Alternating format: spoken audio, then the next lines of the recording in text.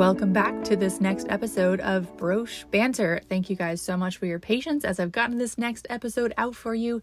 I am excited to be back in the podcasting game with you and keep outlining this program that we've been going through in the second season here. Today we're talking about facet number 4, athleticism, getting strong, fit, and flexible. Cross-training, conditioning, progressing ballet technique, floor bar, these are all sort of such buzzwords right now, and I want to kind of break them down for you a little bit to show you kind of how I see them and how I think about them. As always, in my view, what you do depends on yourself and your ballet goals. You don't have to do anything. Everything is your choice, your prerogative, and based on what you want out of this life and out of your ballet journey. Of course, I'm not a doctor. I don't pretend to be one. This is not medical advice. This is not physical therapy. This is just my point of view, assuming that you're generally healthy and cleared for activity. This represents what I've experienced both myself and over the years of trying many, many things, as well as seeing hundreds, if not thousands of adults at this point, starting ballet from all kinds of fitness and flexibility starting points. So a little bit around my background and my point of view. I always find that to be a big part of taking advice with a grain of salt and learning how to apply it to your own life. One of my favorite quotes is, "All advice cancels to zero." What does that mean? I think what that means is that half of the world is going to say one thing and half is going to say the other thing, and it all is going to negate each other. That's because each person is coming from their own individual place, and so are you. So learning how to sift through all of the advice and take what you want and leave what you don't want is, I think, a super important skill in life. So I'm going to give you as much as I can about my point of view, where I'm coming from, so you can decide how much of this you want to take, how much of it you want to leave, and how much of it you want to incorporate into your ballet choices and training. So I started my life kind of hating exercise. Like, I was super inflexible. I hated running. I hated PE or gym, I guess, depending on what part of the world you're in. I didn't like any of that stuff. I was so out of shape, couldn't run a mile, exercise was just like the worst thing ever. I did marching band in high school, which was a boon because I could get out of doing any other type of physical activity, really just avoided it at all costs.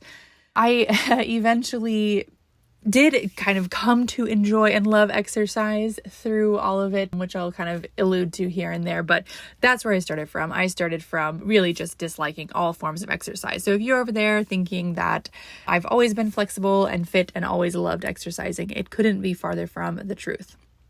So when I found ballet when I was 17, I couldn't touch my toes. I was not in amazing physical, like super strong. I wasn't strong, wasn't flexible, but just completely fell in love with ballet.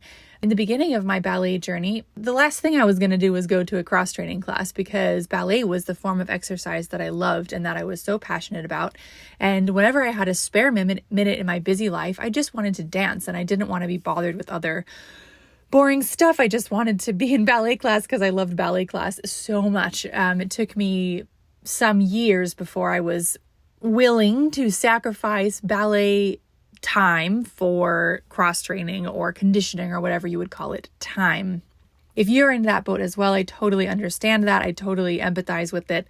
And I'm going to kind of give you my idea as far as why cross-training is useful, what it is, what ballet class is, and what ballet class isn't. Give you a simple way to think about it so you can make choices about if you want to sacrifice ballet time for conditioning, cross-training time or not. So cross-training and conditioning, in a simple way, I like to think about flexibility and mobility as increasing the positions that are available to your body. So the positions your spine can be in, the positions your hips can be in, the positions your legs can be in, the positions your shoulders can be in. I like to think about flexibility and mobility as increasing the positions available to your body. And then I like to think about strength as increasing your ability to get into and hold those positions. So thinking about if you can stretch your shoulders into a specific position with the help of a wall or a strap or something, that's different than if you had the muscle capacity to get your body into that position while you keep the other parts of your body relaxed or not moving to compensate.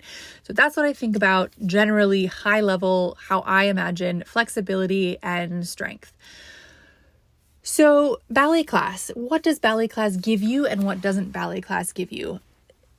Interestingly about ballet technique especially, is that ballet almost relies on muscles to already be working in order to use them in class. So for example, if you aren't super connected with your core and your teacher is saying, pull your belly button to your spine, or lift your core, or, pull your diaphragm up, or widen your back, and these words have no impact on your body and no effect on your body, it's unlikely that more ballet class is going to make them do something.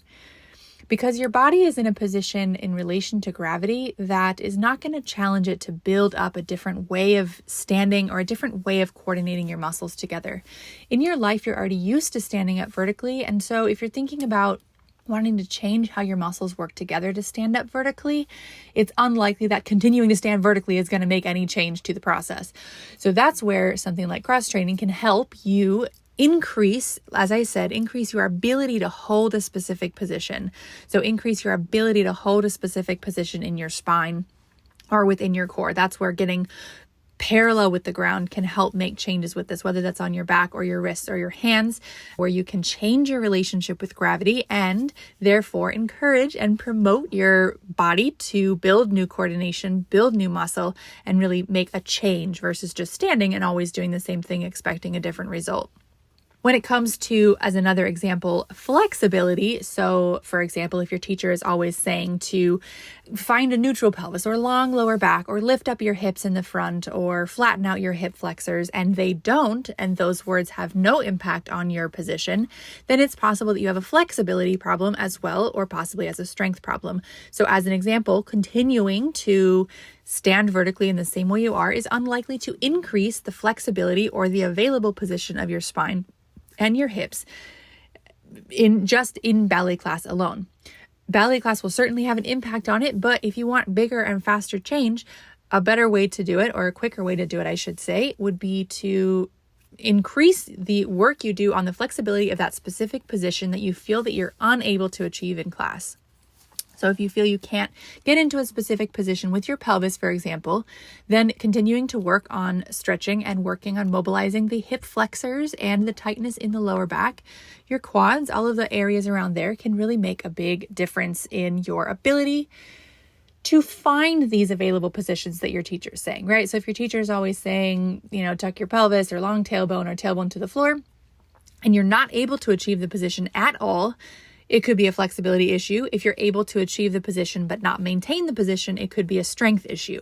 So that's just one example of where ballet class itself may not give you the change that you're looking for, and you may want to go to something like cross training or conditioning or stretching or flexibility work to make that type of change. So what is best? I'm sure you've heard about all kinds of things. Maybe you've heard about yoga or Pilates or floor bar or progressing ballet technique or cycling or rowing or any number of things to try. Well, generally speaking, my number one advice on that is to do what you're going to do. What I mean by that is if you hate running, don't make running your cross training. If you love running, make running your cross training. I'll get into that in a sec.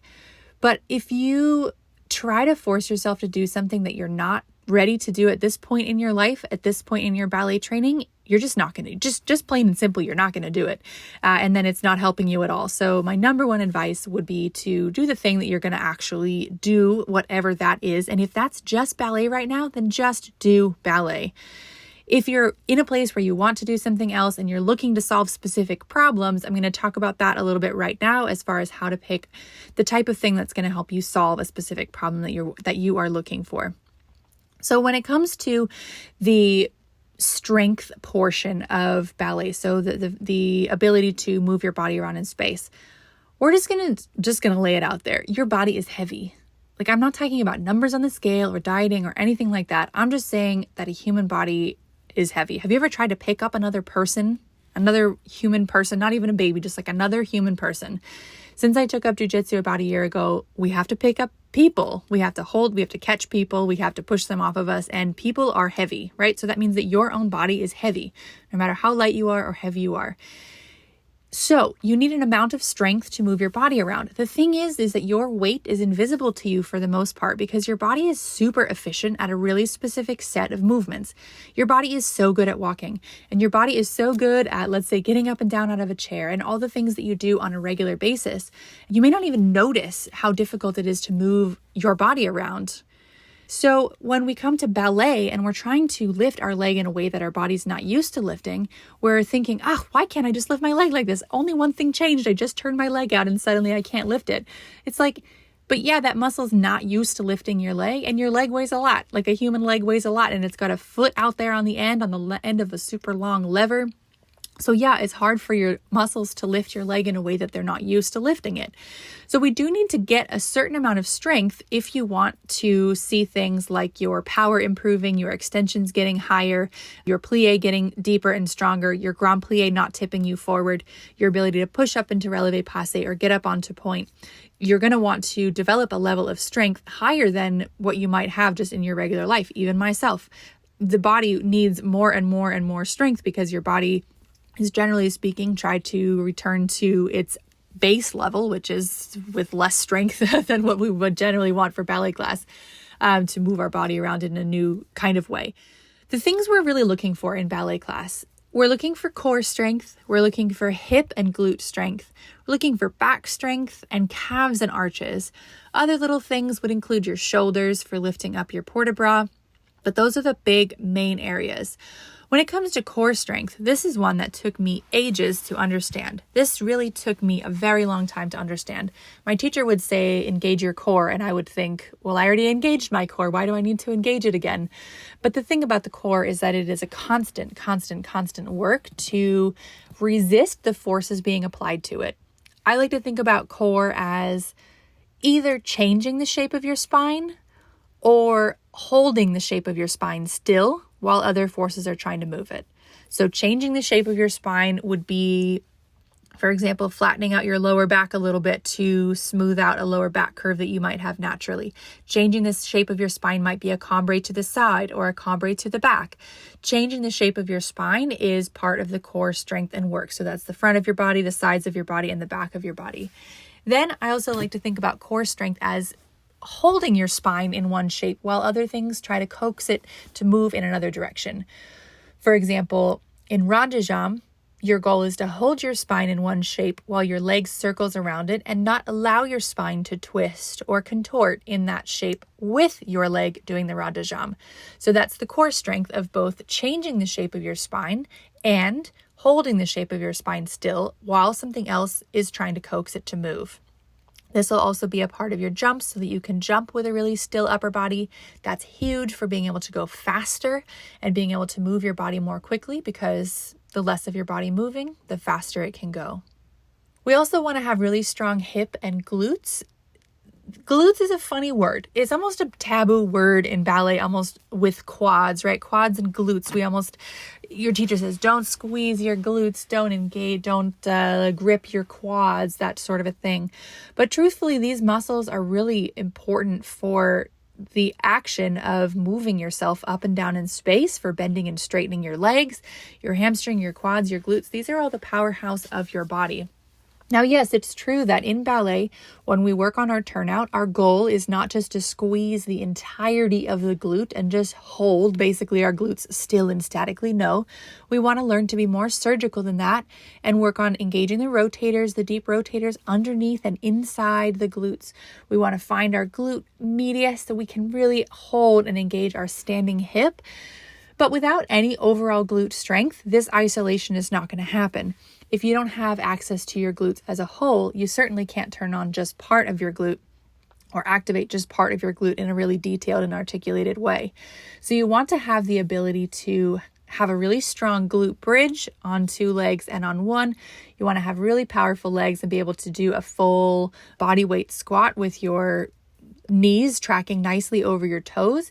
And you want to be in that position. If that body weight squat is really difficult, then a grand plie is going to be even more difficult because it's the same similar action, but just even more unnatural because your knees are turned out to the side and you don't have your full hip hinge.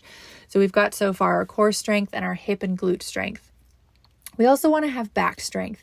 So your back strength is a big part of ballet, but one of the very difficult things to get in touch with and to find.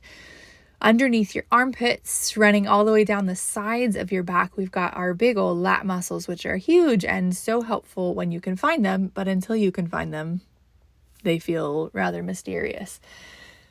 We need these back muscles because they're a big part of holding our upper body to our lower body. They're a big part of creating our turning force and our turning power to get our shoulders moving around in a turn and help us with that power. They're a big part in bracing our body when it comes to jumping, whether that's low or high, or arabesque. We want to have a really strong glute and back connection there. So we want to have a really strong and powerful back.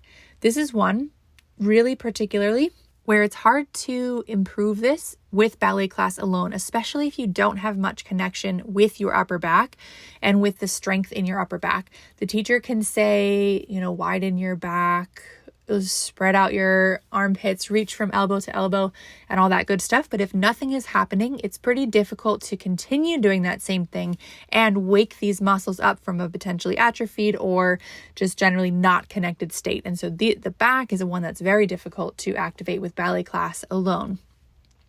Calves and arches. Now, this is a great one for all dancers, especially if you're wanting to go on point, or jumps are one of your big goals and loves. We all need it for all things, but those particularly, we really need strong calves and strong and stable arches. I do definitely recommend that everybody who's attempting turnout will also pay attention to the shape of the arch so that the arch is not falling inward and forward, and we're keeping the inside of the arches lifted and supported. I know that may not mean something right now, but I'll get to that in a sec with what types of things you can do about that and for that. The calves and the arches are a really, really big one to work on stabilizing. Now, ballet does help with this. Ballet definitely does help with the calves and the arch strength. However, oftentimes it is just not enough of it to completely accomplish all of the goals that you want. Calf raises are super great. Single leg balances. These are all great things to do, but oftentimes in an open class or in even a full length class, we don't spend enough time doing calf raises and work on our arches. So ballet will get you some of this, but you probably could benefit from doing more outside of ballet classes as well.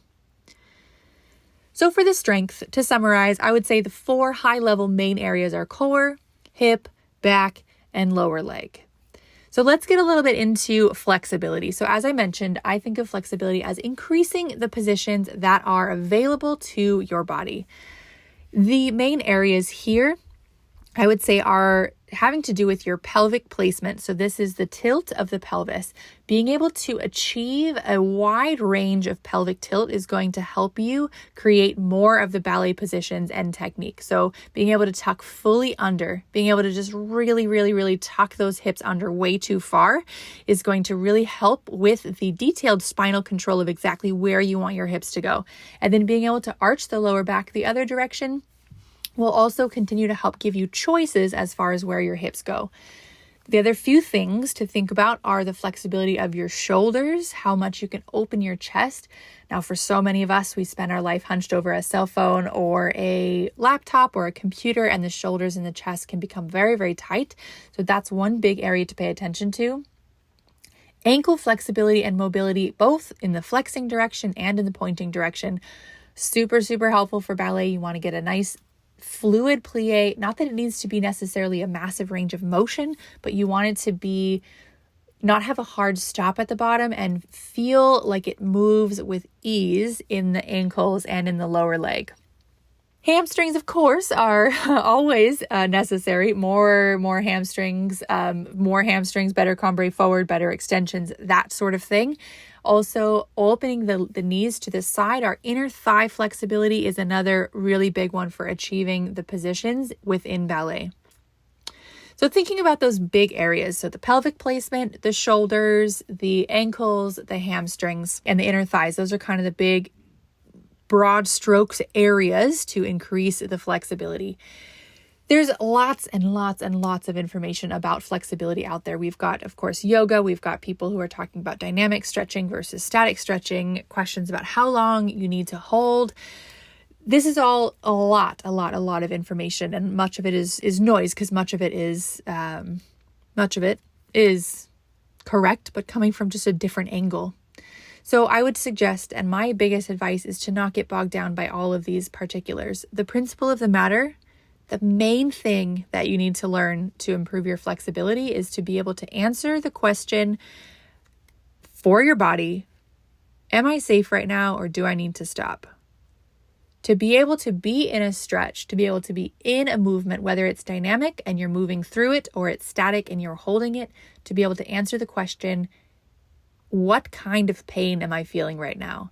Am I feeling the pain of stretching, or am I feeling a sharp and tight or dangerous pain that I need to go and work out with massage or with a medical provider, a physical therapist, or somebody who can diagnose this? Or do I need to just stop right now and take a break?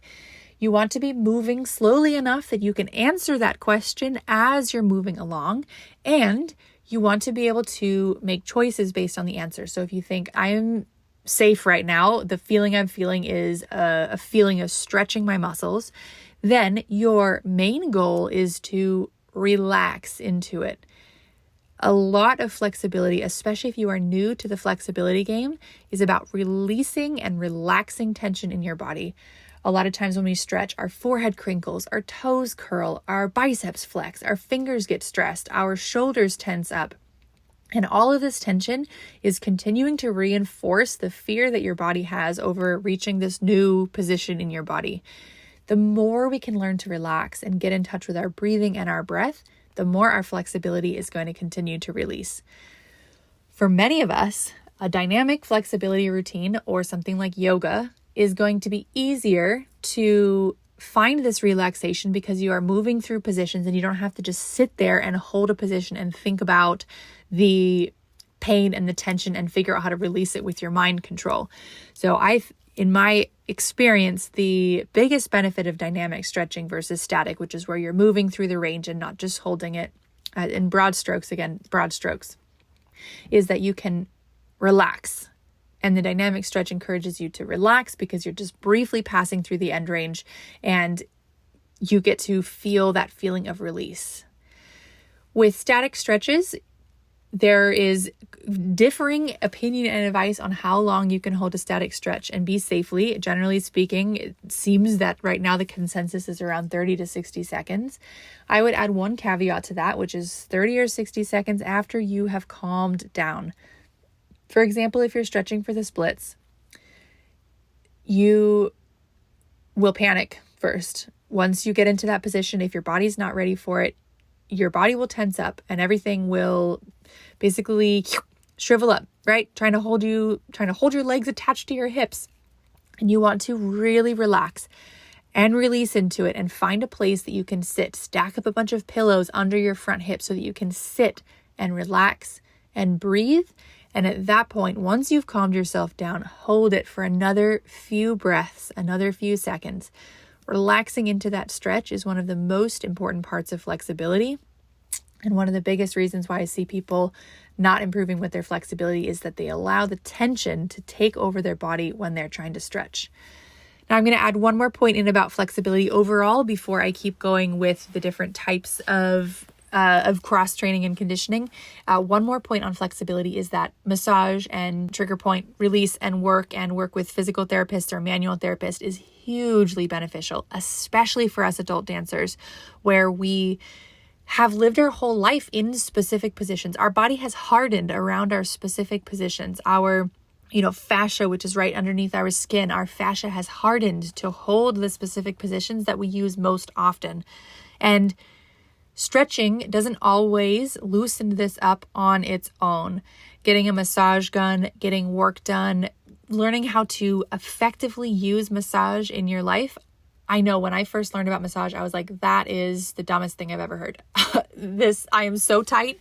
There is no way that just massaging is going to make any type of impact on my body. That is just about the, dumbest thing I've heard. It's like, you feel like you are having a big problem and you need a big solution and you need a big thing to solve it for you. And massage can feel so small. It can feel so inconsequential to massage with a golf ball or a tennis ball or your dog toy. But honestly, it makes a huge, huge, huge difference if you are dealing with a specific situation that is related to the fascia. The stretching is not going to be as effective as getting in there with a ball, a massager, or with a professional to loosen up the tissue that has hardened around your current life and your lifestyle.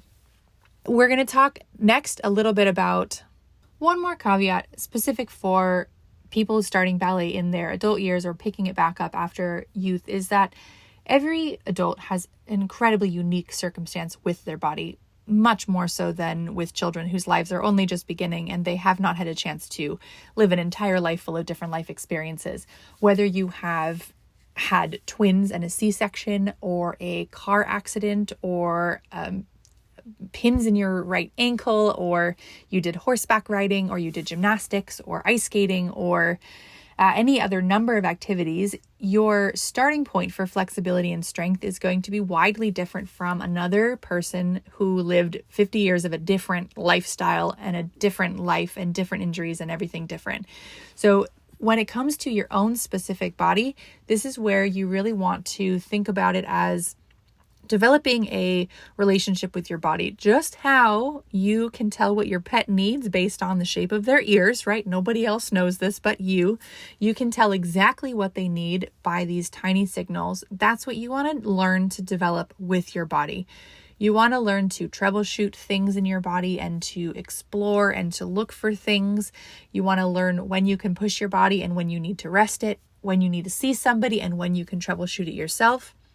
You want to learn to pay attention to your body, pay attention to what changes when you start a new routine, pay attention to what gets easier, what gets more difficult, pay attention to how you feel. And remember that in general, especially with gaining muscle, if you don't like how it shapes your legs, if you stop doing it, most likely the muscle will go away. That's sort of how muscle works. So you are pretty safe to experiment with things that are generally established and safe. You can experiment and pay attention to what's going on in your body when you add and subtract things.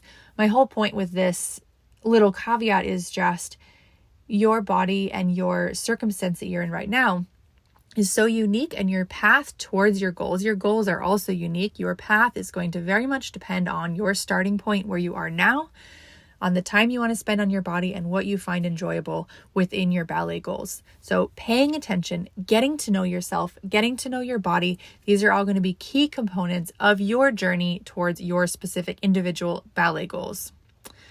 So let's talk about cross training. Some of the things that I get the most questions about. Is running bad for ballet? This is a question that crosses my life a lot. My very first piece of advice I gave you was if you love it, do it. If you don't love it, don't do it. So if you love running, do it. Just counterbalance it. Learn what happens when you run and why someone would say it's bad for ballet, and counterbalance it. So it, generally speaking, can tighten up the hip flexors. It can tighten up the shin and the ankle, and you can counteract those things. You can counterbalance them by paying extra attention to stretching your hip flexors, to stretching your quads, to mobilizing your shins and your ankles after you run, and to work on stretching out your calves and rolling out your calves after you run. So if you love it, do it. Just counterbalance it. Same thing with cycling. It could tighten your hip flexors, your quads, and your chest. If you love it, do it. Just counterbalance it. Pilates is great. It can also, however, be done incorrectly and give you less benefit than another type of core workout. It does require a good amount of technique to do Pilates correctly and to engage your core correctly. So if you do Pilates without taking the time to learn the technique of it, it doesn't necessarily give you a core workout the same way as a dead bug or a Russian twist or some of the more classic ones that your core has little choice but to engage in the correct way for you due to the way it is with gravity. As far as weightlifting goes, it's super great to get stronger in general. It's also kind of its own art form. So learning the mechanics of the basic movements, the squat, the deadlift, the bench press, or the individual accessory work is also its whole kind of full activity to learn all about it. But I will say the one super awesome thing about weightlifting is how satisfying it is to see the amount of weight go up. Ballet progress can be super nebulous, but weightlifting progress is really obvious. Weightlifting is super great for firing up muscles that have been inactive for a while, whether it's your glutes or your core or your back. It's really hard to get these muscles fired up again without either changing your relationship with gravity or adding weight and resistance, so the muscles will come back to life and get ready to fire together against the weight or against the change in relationship with gravity. Again, if you're worried about your muscles getting too bulky, just try it. And if you feel like you're getting too bulky, stop doing it. The muscles will disappear pretty quickly because, as we know, that's what happens with muscles. They tend to disappear more quickly than we gained them, right? Isn't that annoying? So those are kind of the big strength things. And then flexibility wise, yoga is super great. Again, one of the reasons I love yoga is that the relaxation and the mindset work is built right into the yoga. So they are always encouraging you to breathe and to move through the positions and to find comfort in these challenging end ranges of the position. And so that's one of the reasons why I find yoga to be super, super great. Progressing ballet technique I've gotten certified in progressing ballet technique and taught it for a while. And it is also a super interesting form of cross training, although I wouldn't really call it cross training. It's more actually just the same as ballet. I'd consider it more conditioning.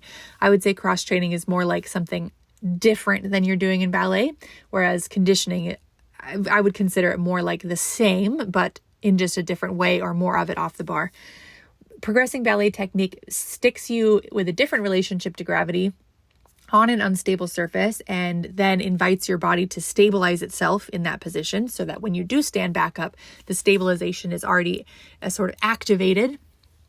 Whereas again, if we're just working on standing upright, there's nothing to encourage your body to stabilize itself because it's already kind of used to stabilizing in a specific way.